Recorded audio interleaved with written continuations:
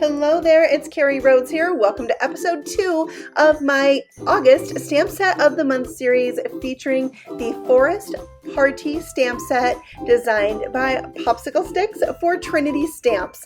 I love this new set. It coordinates with some other stamp sets from Trinity that are already my favorites, so I had to have this one and I thought it would be fun to use as my set of the month. So every Tuesday this month you're going to be seeing ideas with this set like this one in a Slimline wide box scene. So here's the wide box die set. It has lots of pieces. I'm going to make sure you know what all of them are for. This box is pretty easy to create.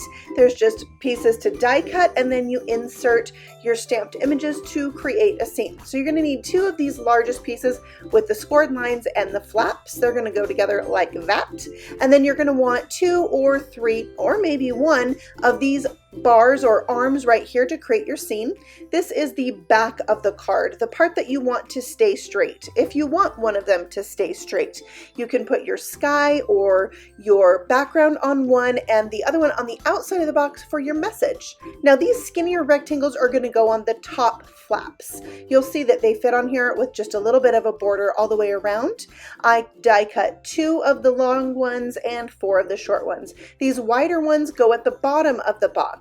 So I needed 1 of the long ones and 2 of the short ones. I used the Slimline paper pack called Rainbow Brights for this green polka dot paper. I love polka dots and the whole entire pack is polka dots and stripes. And then there are a few rainbow patterns that are amazing in that pack. So I love them. So now I'm going to set to gluing these in place so you can see how it all goes together. Now the part that I'm doing right now is the part that is not going to show when the box is standing up. So it's really kind of optional what you want to do here, but I think when the box is closed, you want to have some visual interest there, but it's totally up to you.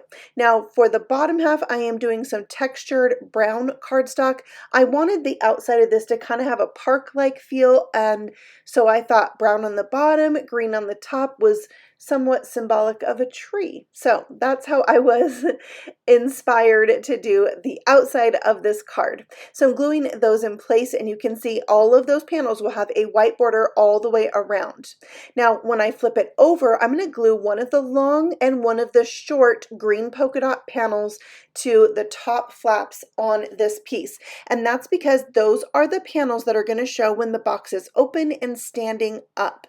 So for sure you want to do something cute on these panels, even if it's not putting a whole piece of patterned paper. You could always add a message there. You could always add stamped images. So that's going to have stuff on both sides like that. The second one is going to be the back of the box. So for this one, I just need 1 of these green polka dot panels. It's going to go right here on the end like that. And then I will use a large piece for the background, but I want to add to it, so I'm not going to glue it on yet. So I'm going to come in with this brown square and put it at the bottom, and then we're going to flip this over and we're going to add to the other side as well. So on the other side we have another of those green rectangles with the polka dots. This panel has the flap that is going to show when the box is standing up. The reverse side is what is shown when the box is closed.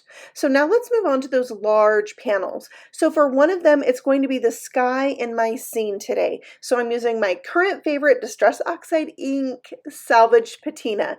Do you love this color? I adore it. This is my color. So I'm going to be using it a lot. So I just made a really quick ink blended sky that kind of gets softer towards the bottom and am burnishing that on. I don't feel like a sky needs to be perfect. So if there's lighter areas or darker areas, I'm totally okay with that. Next, I'm going to spritz that with water, although I will say I didn't do enough ink blending on here in order for those splatters to really show up. So it's very subtle, but it is there. So I'm going to glue that onto this piece where there's only 1 of those little flaps. So the side where the flaps are going to show when the box is standing up. That's the one that's going to be my background for my scene. The other one I'm gluing on, I am going to leave it white. This is where I want to write my personalized message to the person that I'm sending it to. It also could be a place where I would stamp a birthday message if I was doing a birthday card, or a thank you message. Just depends on how I want to customize this card when it's time to send it. I will add a few stamped details to that later, but for now it's just white. So now let's hook these two panels together. I'm using some 1/8 of an inch double stick tape on this little flap right here, and I'm also going to use glue. I love doubling up on my glue. Like, I want my card to stick. I don't want it to pop open. And by the way, the cardstock that I chose to use for this card is a heavyweight 120-pound cardstock. So I want heavy duty adhesive for my heavy duty cardstock.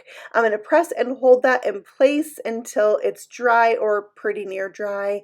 And now it's time to add those arms. So you can see I've flipped it over. This is what it looks like and how I'm going to adhere it together, but we want to put those arms in there next.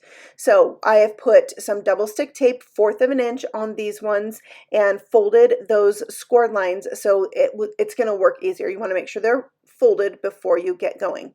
So here's how we're going to stick it on. We're going to add a little bit more liquid glue on top of that double stick tape, and it's going to adhere to this middle section. It's not the front panel, it's not the back panel, it's the panel in between, the middle panel. And I have it near the top because that's how I want it for my scene. You can lower it if you want. You just want to make sure that that flap is inside the scored lines of this middle panel. Now the second one, I put mine down a little bit, but in hindsight, I wish I would have put it higher. I actually ended up ripping it out and repositioning it higher. I didn't capture that on video because the video was getting kind of long, leaving that part in, and a lot of it went off screen because I had to look inside. So now that those are dry, I've taken the adhesive backer off my double stick tape. I'm adding glue, and all I need to do now is close this on that scored line of that middle panel. And now the other middle panel there you see on the left is going to pick up those arms. See, a lot of this I have to move in front of my face so I can see it, which makes it go off camera. I'm so sorry. And now we have one more tiny little flap here that we need to stick 1/8 of an inch score tape on and some liquid glue, and we're going to adhere this box shut. So there's the liquid glue, and then you really want to make sure that this is going to hold well because this little tiny tab is what is holding the box together as well as the one on the other side. So make sure it sticks really well. All right, I have some polka dot paper that's from the Autumn Rainbow Slimline paper pad. I've die cut some treetops and some grass, some trunks from the Great Outdoors Slimline die set. Now for this grass, I'm going to have it be adhered to the back of the front of the box. Yeah, that's confusing. You'll see I trimmed it down so it was the length that I needed just by eyeballing it with that flap there. And then you can see here I am gluing it to the back of the front panel of the box, not onto the arms. So that grass is just peeking up, and this is going to help set the scene for my 3D picnic. It's a picnic. These critters are having a picnic in the park today. So last episode, they were having a backyard picnic in their neighborhood. Today, at the park. So I have some scraps here of some heavyweight cardstock. I like to double up my arms and make them super sturdy. So that's what I'm doing here on both of them. Next, I'm going to glue the tree so the trunk touches that arm. I needed to have it down a little bit lower than I wanted so it didn't stick up too much higher than the box, but just a little. So I glued both of those on, and I die cut a second tree trunk and treetop, and I'm gluing that to the back. So that tree trunk, imagine it's sandwiched between or over that stabilizing arm. That arm that the tree is glued to is in between those two trunks. So it's going to make these trees a lot more sturdy because they were cut with textured cardstock for the trunk and patterned paper for the top, and it made them a little bit flimsy. So I just doubled them up to make them more strong. These other treetop pieces I'm actually using for bushes and in that lighter green color and putting them in between the trees one on the front of the arm and one on the back of the arm.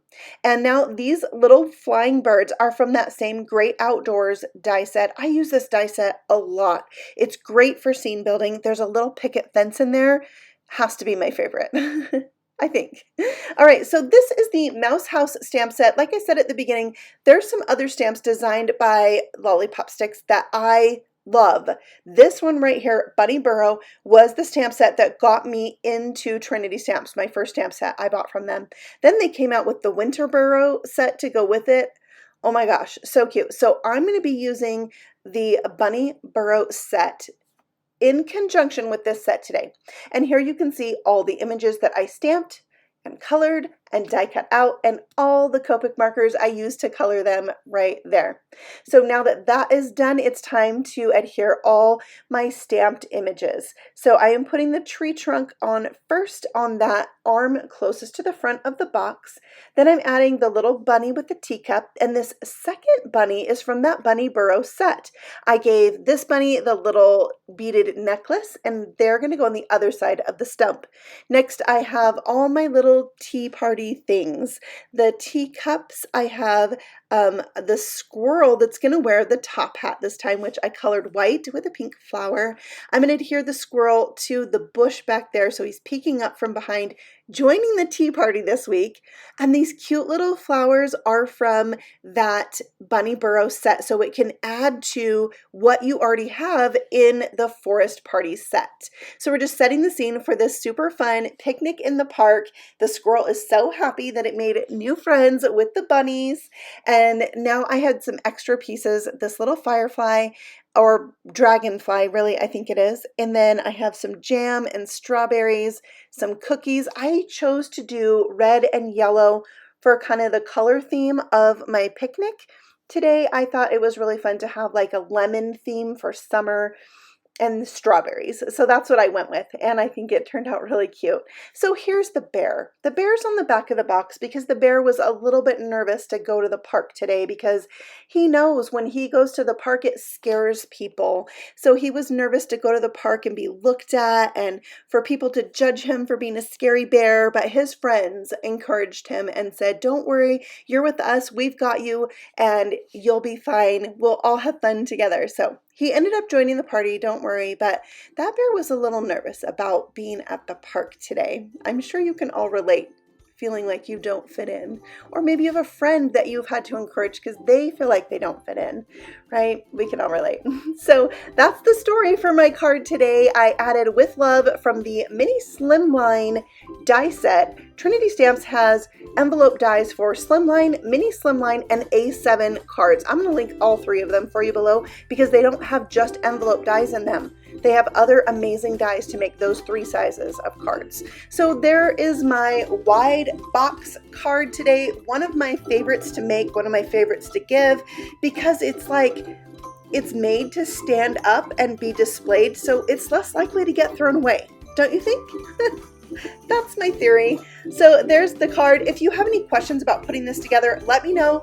And I also have all the things I used listed and linked for you below, so you can check that out. Make sure you tune in next Tuesday for episode 3 of this series, and there'll be plenty more videos in between as well. So feel free to subscribe if you're new here, and I will see you on the next video.